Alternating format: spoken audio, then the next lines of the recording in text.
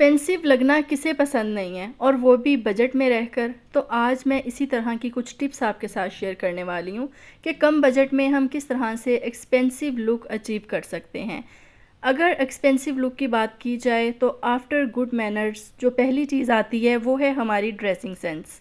अपनी dressing sense को improve करना बहुत ज़रूरी है। ज़रूरी नहीं होता कि आपके पास ढेर सारे ड्रेसेस की कलेक्शन होनी चाहिए, बल्कि ज़रूरी ये होता है कि समझदारी के साथ ड्रेसेस की सिलेक्शन करें कि आपके पास किस चीज़ की कमी है और आपको किस चीज़ की ज़रूरत है और आपके ऊपर कौन सी चीज़ सूट करती है। और ये चीज़ बहुत ज़रूरी है कि हम ख़वातीन हमेशा ऐसे कलर सेलेक्ट कर लेती हैं कि जो हम कहती हैं कि हाँ, ये दुपट्टा इसके साथ भी चल जाएगा और ये ट्राउज़र इसके साथ भी चल जाएगा। सबसे पहला पॉइंट तो ये है कि एक ब्लैक और वाइट ट्राउज़र आपके पास ज़रूर होना चाहिए। आपके पास वाइट या ब्लैक एक से ज़्यादा ट्राउज़र हैं तो आप इनकी स्टिचिंग इस तरह से करवाएं कि आपकी लुक टोटली डिफरेंट लगे जब आप इन ट्राउज़र्स को पहने। अब नेक्स्ट मैं आपको दिखाती हूँ कि ब्लैक कलर कॉम्बिनेशन हमारे ड्रेसेस में बहुत ज़्यादा होता है, लेकिन अगर थोड़ी सी यहाँ पर चेंजिंग की जाए, देखें इस शर्ट के साथ ये वाली ब्लैक शलवार जो है वो बहुत खूबसूरत लग रही है, लेकिन फिर ये ब्लैक ड्रेस में आ जाएगा आपका ड्रेस। और यहाँ पर मैं आपको इसी शर्ट का जो ट्राउज़र है ना, मैं आपको वो दिखाती हूँ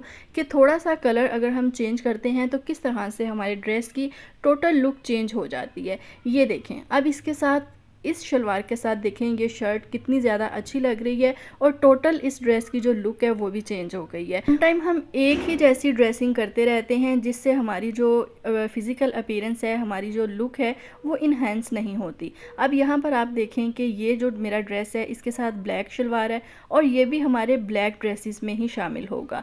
तो इसीलिए हमें डिफरेंट कलर कॉम्बिनेशन जो हैं वो ट्राई करना चाहिए जो हमारे ऊपर सूट करें और जिनसे हमारी लुक भी डिफरेंट लगे।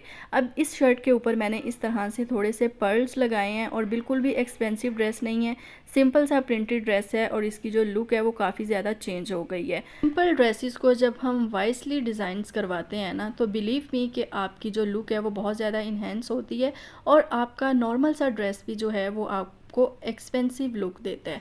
जब हम एक ही तरह के ड्रेस डिज़ाइन वेयर करते रहते हैं तो उससे भी हमारी जो पर्सनैलिटी है वो स्टक हो जाती है, यानी कोई नई चीज़ भी हमें ट्राई करनी चाहिए। जिस तरह से फर्शी शलवार का ट्रेंड था तो ये मैंने रेडीमेड ड्रेस लिया था और इसके साथ फर्शी शलवार जैसी ही शलवार थी जो कि मेरे ऊपर बहुत ज़्यादा सूट की और बिल्कुल मेरी जो लुक है वो भी चेंज हो गई थी। रिच लुक अचीव करने के लिए ज़्यादा पैसों की नहीं बल्कि थोड़ी सी समझदारी की ज़रूरत होती है।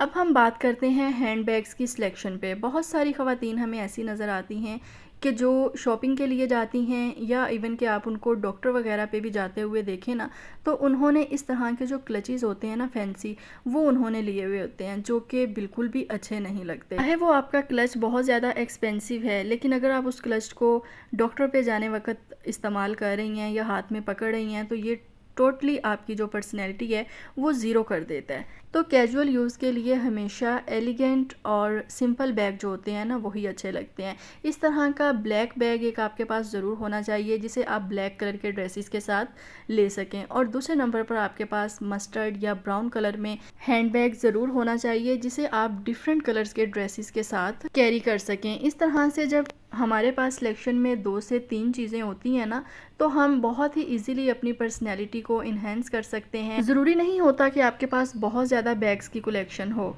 लेकिन अगर समझदारी से सिलेक्शन की जाए ना तो 2 से 3 बैग आपके लिए इनफ होते हैं। अब ये वाला हैंड बैग मैं तब यूज़ करती हूँ जब मुझे ज़्यादा देर के लिए कहीं जाना होता है और इसमें काफ़ी ज़्यादा स्टफ़ भी आ जाता है।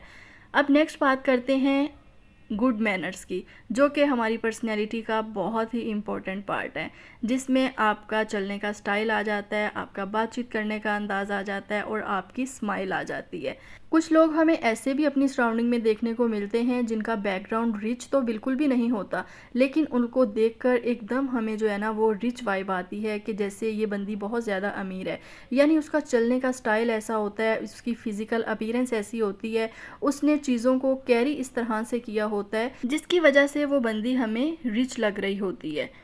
पर्सनैलिटी वो नहीं होती जो अगले बंदे को हमें बातों में बयान करनी पड़े, बल्कि पर्सनैलिटी वो होती है जो चीज़ पहली नज़र में आपको अट्रैक्ट करती है। गुड मैनर्स के ऊपर भी काम करके बिना पैसे खर्च किए एक्सपेंसिव लुक को अचीव किया जा सकता है। अब हम बात करते हैं ज्वेलरी की।